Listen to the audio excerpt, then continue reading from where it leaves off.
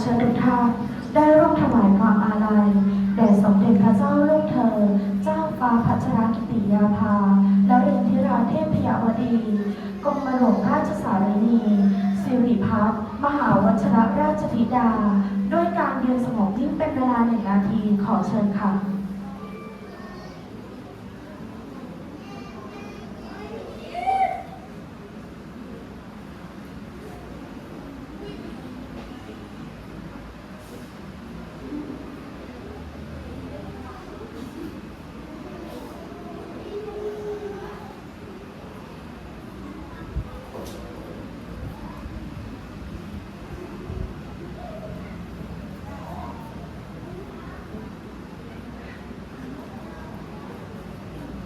ขอบคุณค่ะ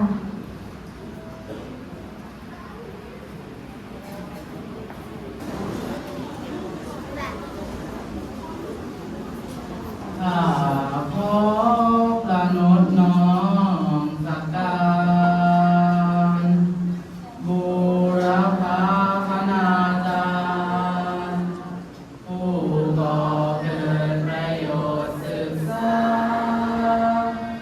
ทั้งท่านผู้ประสาทวิชาอบรมจริยาแก่ข้าในการปัจจุบันข้าขอเคารพอบพิวันระลึกคุณอานันต์ด้วยใจนิยมบูชาขอเดชะตะเวทิตาอิวิริยภาปัญญาให้เกิดแต่ฉันศึกษาสำเร็จทุกประการอายุยืนนานอยู่ในศีลธรรมอันดีให้ได้เป็นเกียรติเป็นศิริประโยชน์ทวีแก่ข้าและประเทศไทยเถิดนักเรียนทั้งหมดกล่าวตามข้าพเจ้า ข้าพเจ้านายวังวิโรจน์นิมิตรขอให้คำมั่นสัญญาว่าข้อที่ 1ข้าพเจ้าอยากจงรักภักดีต่อชาติศาสนาพระมหากษัตริย์ข้อที่ 2ข้าพเจ้าจะประพฤติตนให้อยู่ในระเบียบวินัยของโรงเรียนและรักษาเกียรติคุณของโรงเรียนอยู่เสมอข้อที่ 3ข้าพเจ้าจะตั้งใจศึกษาเราเรียนด้วยความวิริยะอุตสาหะและเชื่อฟังคำสั่งสอนของครูบาอาจารย์ทุกท่านข้อที่ 4ข้าพเจ้าจะทำตนเป็นคนดีซื่อสัตย์สุจริตมีจิตสาธารณะรักษาสิ่งแวดล้อมดูแลสาธารณสมบัติของโรงเรียน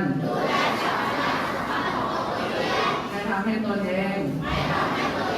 และผู้อื่นเดือดร้อน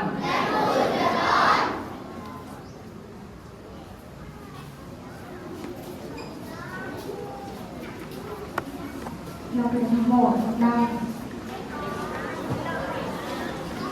ยกเว้นคนทำนะคะคนถูกทำยืนขึ้นนะคะลูก